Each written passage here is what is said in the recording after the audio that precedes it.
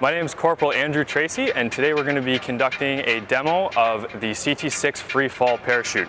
This parachute is used by light infantry battalions across the Canadian forces in all free fall parachute descents. Today, my packer is going to be Private Christine Waugh. So Private Waugh is going to begin her packing procedure by doing a full inspection of the pack tray and the harness. Once the inspection is completed, she's then going to do a 6-line check on the parachute. This is to ensure that none of the lines are tangled and the parachute will deploy properly. Upon completion of the 6-line check, she's then going to call the rigger for the first rigger inspection. Go ahead. She can now proceed to the next packing phase. She places a weight on the risers and the suspension lines to ensure that all suspension lines are even when she pulls tension on the parachute.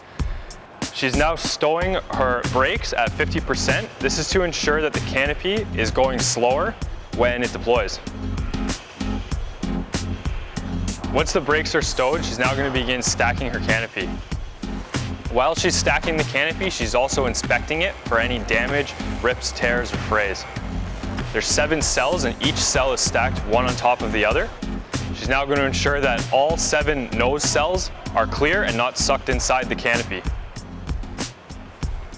She's now going to fold the nose towards the center of the canopy, again to reduce pack volume. She's now going to repeat the same process with the tail of the canopy.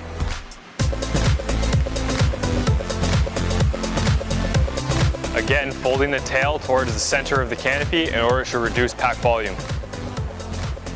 She's now going to bring her slider to the top and place it properly. The slider is there to reduce the opening shock of the canopy and reduce the shock on the body of the jumper when the canopy deploys. The rigger's second inspection now, I'm going to ensure that her brakes are stowed properly. I'm then going to check that the slider is placed properly and that the canopy is stacked neatly and proper.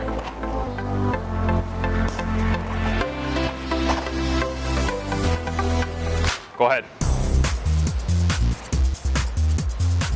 She's now folding the canopy to the proper size to fit inside the deployment bag.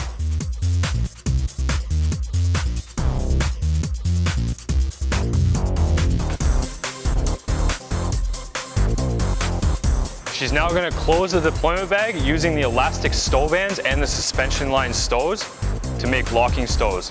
This is done in a controlled S-fold manner. These stows are going to ensure that the canopy stays in the bag until the lines are fully extended. Once the 4 locking stows are complete, she's then going to continue stowing her lines again in an S-fold pattern, all the way to the risers.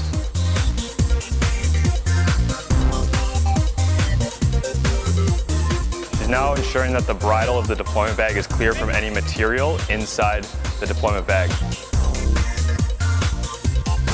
Once her suspension line stows are complete, she's going to call for the rigger to come to his 3rd inspection.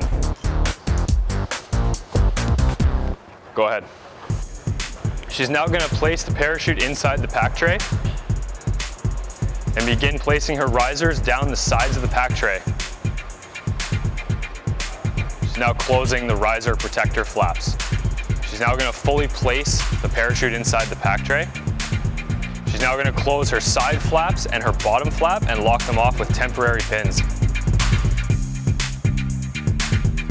She's now going to neatly S-fold and stow the bridle of her main pilot chute and then place the pilot chute on top. The spring-loaded pilot chute is then compressed and placed underneath the bottom flap. She's then going to close the top flap around the pilot chute. The last flap to be closed is the automatic parachute release flap, which also contains the housing for the main ripcord handle. Once this flap is closed, the parachute is then locked closed with the main ripcord handle. She's now going to apply rigger seal to the pins of the main ripcord handle. This rigger seal is a stamp of approval to ensure that this parachute is not tampered with during transportation. She's now going to close up all the flaps on her pack tray. Every parachute that leaves this building is signed off by the person who packed the parachute as well as the rigger who did the final inspection. The pack job is now complete.